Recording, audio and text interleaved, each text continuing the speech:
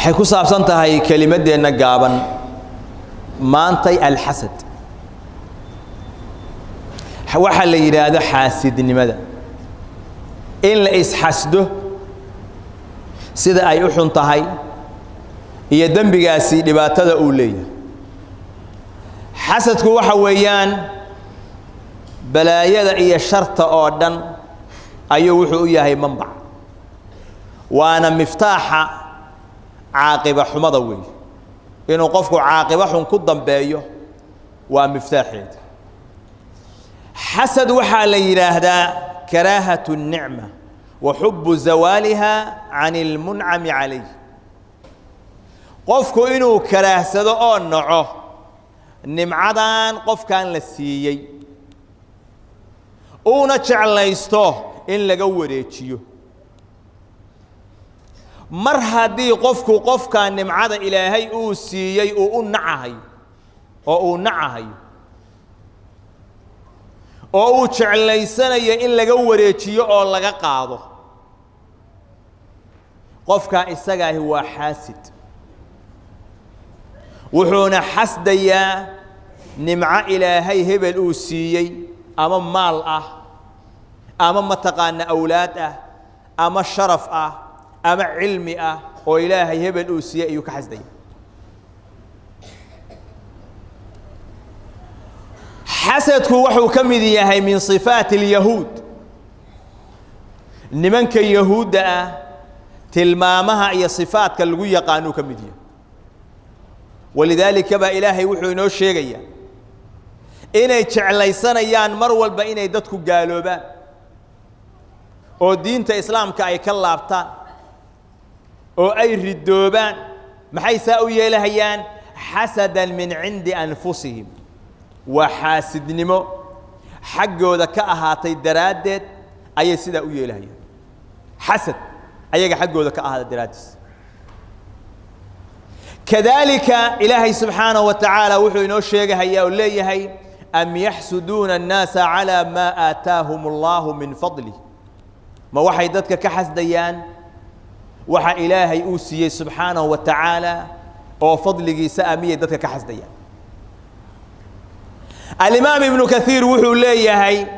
أرين كاسي معنيه سوحا ويان حسدهم النبي صلى الله عليه وسلم على ما رزقه الله عليه من النبوة العظيمة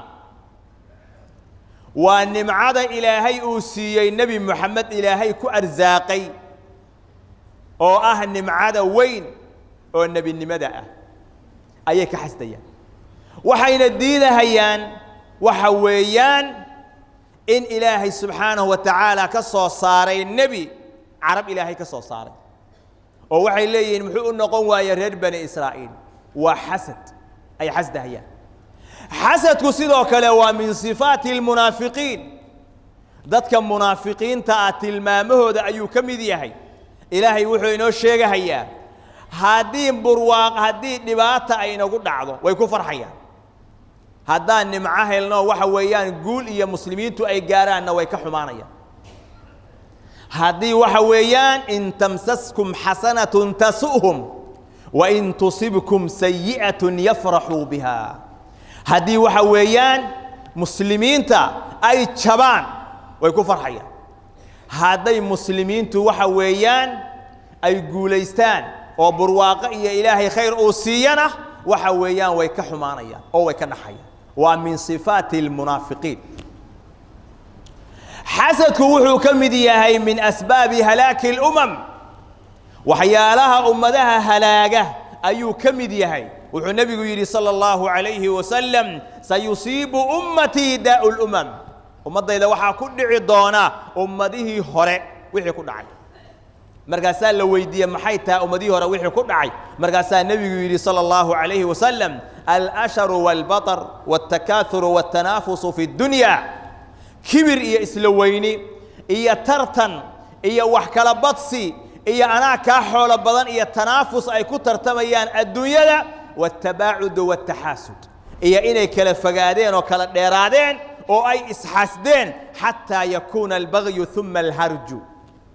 إلى أي دعضي إن يسكو قرد الروضان أو قرد الرئيسكو السميان kadibna ay dhacday inay islaayaan xasadka halkaas ka yimaado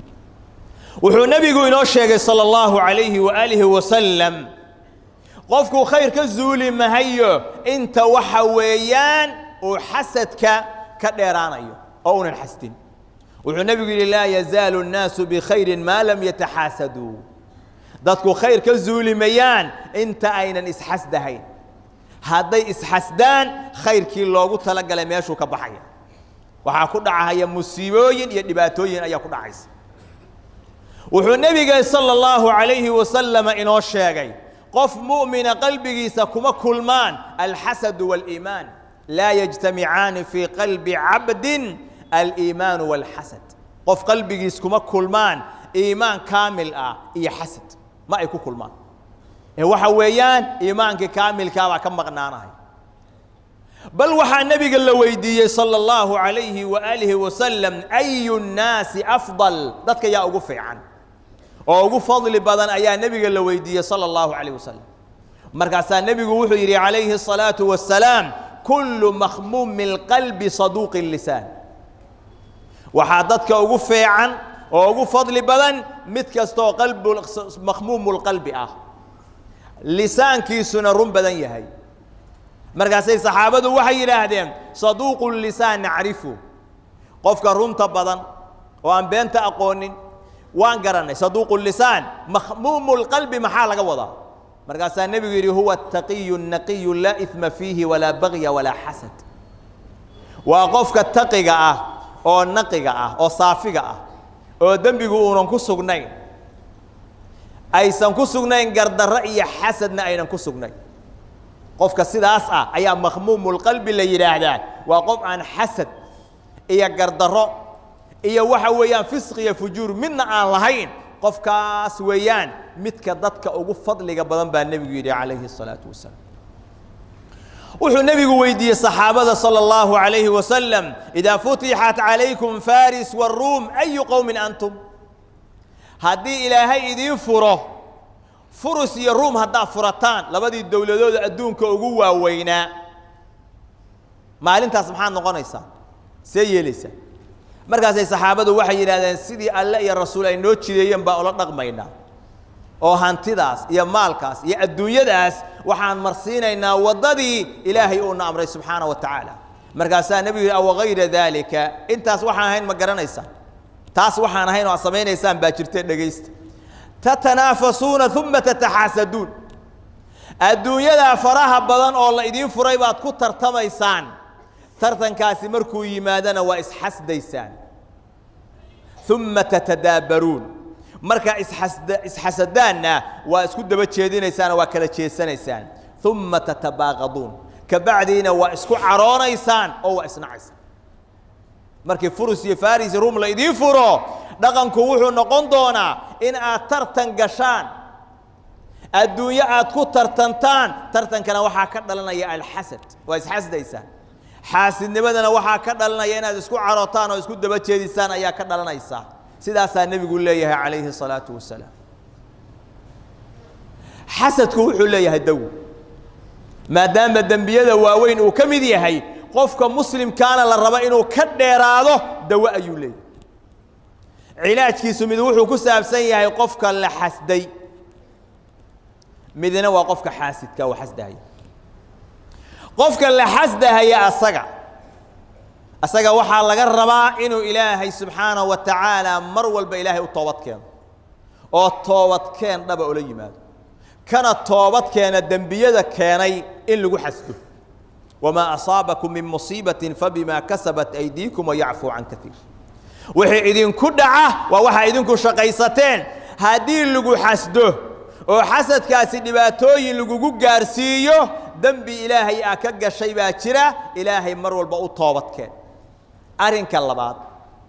oo qofka la xasday uu iskaga daweynayo waxa weeye ata'awud billah min sharri al-hasid inuu qofku ilaahay ka magan galo qofka xaasidka ashartiisa wa min sharri hasidin idha hasad waxaan magan galayaa ilaahay waxaan ka magan galayaa midka xaasidka ah xasadkiisa marka qofku mar walba ilaahay inuu ka magan galo walidaalika baa ilaahay subxaanahu wa tacaala inoo jideeyey calaa lisaani nabiyihi inaynu akhrino suuradahan mucawidaadka la yidhaahdo oo waxa weeyaan ilaahay lagu magangelahayo subaxdii iyo galabtii iyo salaad kasta gadaalkeeda iyo qofku markuu seexanayo intaba inuu akhriyo suuradahaas inuu akhriyo oo ilaahay subxaanahu wa tacaala ugu talagalay inay u noqdaan qofkaas inay xijaab uga noqdaan xasadka iyo sharta oo dhanbaba arrinka saddexaad oo uu samaynayaa waxa weeye التوكل على الله qofkaas xasdaya iyo xaasidnimada lagu hayo inuunan milicsan ilaahay uu tala saarto ilaahay subxaanahu wa tacaala wuxuu leeyahay waman yatawakkal cala allahi fahuwa xasbuh qofka ilaahay tala saarta ilaahay baa kaafigiisa oo ku filan marka ilaahay baa ka tala saaranaysa arrinka kaloo lagu daweeyo waxaa ka mid ah sadaqada qofku inuu badsado qofka la xasdaya sadaqada inuu bixiyo oo waxa weeyaan sadaqadaasi xijaab bay u noqonaysaa waxay uga noqonaysaa waxa weeyaan kuwa xasdahayo oo dhan balaayada iyo sharta ay maleegayaan bay uga noqonaysaa xijaab arrinka shanaadi waxa weeyaan iطfaa'u naari alxaasid bilixsaani ilay dadka wax samayn karaana way yarta qofka ku xasdaya cadaawadda uu hurinahayo iyo sharta uu wado inaad damisid maxaad ku daminaysaa إحسان بعض الصباينيس كي حاسد كوجوها أيا واحد ويان إحسان الصباينيس مركا وحسيسيد كي حاسد كوجوها وهذا الفيعان أكون ترادي وإحسان مرول بعد الصباينيس ضبكي وشلا هي يعدا ودي وملاجي إلهي أسوي كعلنا هي ويكد ميسا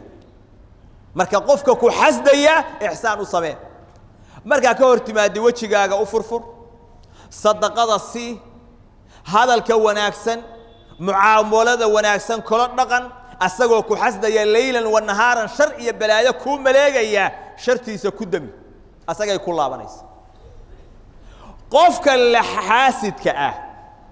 وإنه إلهي كعب صدا وإنه أجادا نمعدان إلهي ببحيي أدون كان حكم كنسن حالات أولي هينا كم كنسن هذا يتهي مال هذا يتهي قروح هذا يتهي أولاد هذا يتهي مقع هذا يتهي شرف أولي هي أو ديري هي أو كحسد أيه إلهي إنه سيي أو إلهي سبحانه وتعالى نمعدا أو بحيي وإنه من صدا وإنه كرر للنقضاء بقضاء الله وقدره وح إلهي أقدري وإلهي أتشانجوي وإنه كرر للنقضاء أو نولالك يسون النمعدا كحسدي وإنه أجادا ما دام حاسد وياهي عاقبة حمد أو نحل يا إني تهي مد الدنيا مد آخرة قفك حاسد كعمرك إلهي مباركي مالك سنة إلهي مباركي وراهدي سي قولك سنة إلهي مباركي وإنه قفك أجادا حاسد وحويان شرطان يبلايداني أصدق إنك صلى الله عليه وسلم ونفتي سون مرق يهمي ويزيادينيس وحو كقاده هي قفكاس الآن لا أرجع نمعذ إلهي وسي ولذلك با وحا لا يكفيك من الحاسد أنه يغتم في وقت سرورك وفرحك وحا كفلا قفك حاسدك إنه مرقون هيو أو مرق ودريم هيو مركا أدو فرح سطح متك أو حسد يا مركا أو فرح سيهي كي حاسدك ومرقونيا ولذلك وحا ليقفك حاسدك وحو موقدا مركا موقدا سيدي قف مظلوم ابو موقدا او لدلميي maxaa yeelay wuxuu ka xun yahay oo ka murugoonaya oo waxa weeyaan la xusniga iyo murugta haysaa ay ku haysaa hebel ilaahay muxuu waxa u siiyay muxuu nimcada u yeeshay muxuu kaaga fiicnaaday murug ba iska haysa marka sidii qof madluuma ayuu u muuqdaa asagaana dhaalim ah ولذلك waxa la al-hasad daa'ul jasad xaasidnimadu waa cudur jismigaaga ku dhacaya nafsiyan baad u jiranaysaa marka waxa weeyaan waa inuu ogaadaa qofka wax xasdaya midka aad xasdaysaa waxba ka qaadimaysa cudurkuna aduu ku haya asaguna waa ka caafimaad qaba xagga ilaahayna cuquubo weyn baa ku sugaysa oo dhibaato weyn iyo dambi iyo musiibooyin ayaa ku haysta arrinka waa inaad iska caafisaa waa inaadan milicsanin dadka ka sareeya ee dadka ka hooseeya afiidisa midkaan axasday sidoo wax kaaga sarreeyaan ha fiirina kuwa kaa hooseeya waa inaad milicsataa oo fiirisaa walidaalika waxay yidhahdeen bacdu salaf awalu dembin cusiya allaahu bihi alxasad dembigii ugu horreeyo ilaahay lagu caasiyey xagga samada xasad buu ahaa waana ibliis oo xasday aadam oo diiday inuu u sujuudo wa awalu dembin cusiya allaahu bihi fi lardi alxasad dembigii ugu horreeyo ilaahay lagu caasiyey dhulka marka la joogana xasad buu ahaa waa midkii waxa weeyaan wiilkii uu dhalay aadam uu dilay walaalkiis intuu ka xasday ilaahay inuu asaga sadaqadii ka aqbalay ayuu ka xasday markaasuu dilay marka dembigii samada lagu galay iyo kii dhulka lagu galay labadaba waxay noqdeen oo ugu horreeyey alxasad waa in xasadnimada la iska ilaaliyaa walaalayaal xasadku wuxuu dhex maraa dadka ay ka wada dhaxayso isku shaqo hadday tahay ganacsi hadday tahay caafimaad hadday tahay majaalka tacliimiga ah waa dhex maraa wuxuu xasadku dhex maraa qabaa'il ay ka dhaxayso loolan siyaasadeed uu ka dhexeeyo wuxuu xasadku dhex maraa kooxo iyo guruubo ama ha ku salaysnaadeen kuwa diimeed oo urur diimeed ha ahaadeen ama ha ku salaysnaadeen kuwa siyaasad ah waxa weeyaan oo tanaafuska uu ka dhexeeya ayaguna waa isxasdaan wuxuu xasadku gaaraa in laba wada dhalatay ay isxasdaan oo ay isdilaan wuxuu xasadku gaaraa laba la isla qabo inay isxasdaan oo sun isku qooshaan ayuu gaaraa waa musiibo khatar ah oo cadiim ah oo waxa weeyaan aad iyo aad u weyn weeye khatar ah lana rabo qofka muslimka ah inuu ka dheeraado waana fahamtay macnihiisa oo markaad jeclaatid nimcada ilaahay inuu hebel ka qaado ama adiga ha kugu soo wareegta nimcadaasi ama asaga inta ilaahay ka qaadayena kugu soo wareegina isku mid aad ahaataan mar haddaad sidaa aad tamaninaysid xaasid baa tahay aathim dembaabay baa tahay dembi baana kugu socday ilaahay subxaana wa tacaala uga toobadkeen weliba dadka ganacsatada ah oo ganacsiga uu ka dhexeeyo waa inay ilaahay ka baqaan aad iyo aad bay isku xasdaan bal qaarkood inay isdilaan bay ku didaalaan qaarkood inay isu sumeeyaan bay ku didaalaan qaarkood habeen iyo maalin dacaayad bay iska faafiyaan waxa qofkaasi uu keenay buu dacaayad ka faafinaya maalin walba waxaa taagan tanaafus aan dhammaanahayn oo u dhexeeya dadka ganacsatada ah kuwa caafimaadka ka shaqeeya kuwa waxbarashada iyo jaamacadaha iyo iskuullada ka shaqeeya kulligood tanaafusku waa ka dhexeeya nebiguna wuxuu yidhi tatanaafasuun uma tataxaasaduun marka hore tartan baad gelaysaan waa tartamaysaan kabacdiina waa isxasdaysaan halkaasaa xasadku ka imaanaya ilaahay subxaana wa tacaala quluubteena allah ka saaro kuwa aan isxasdin oo isjecel allah naga dhigo dembigayna iyo dembi waalidkeen baa allah dhaaf اللهم ارض عن الخلفاء الراشدين أبي بكر وعمر وعثمان وعلي وعن سائر صحابة رسول الله أجمعين وعنا معهم بفضلك ومنك يا أكرم الأكرمين وصلى اللهم على نبينا محمد وعلى آله وصحبه أجمعين واقم الصلاة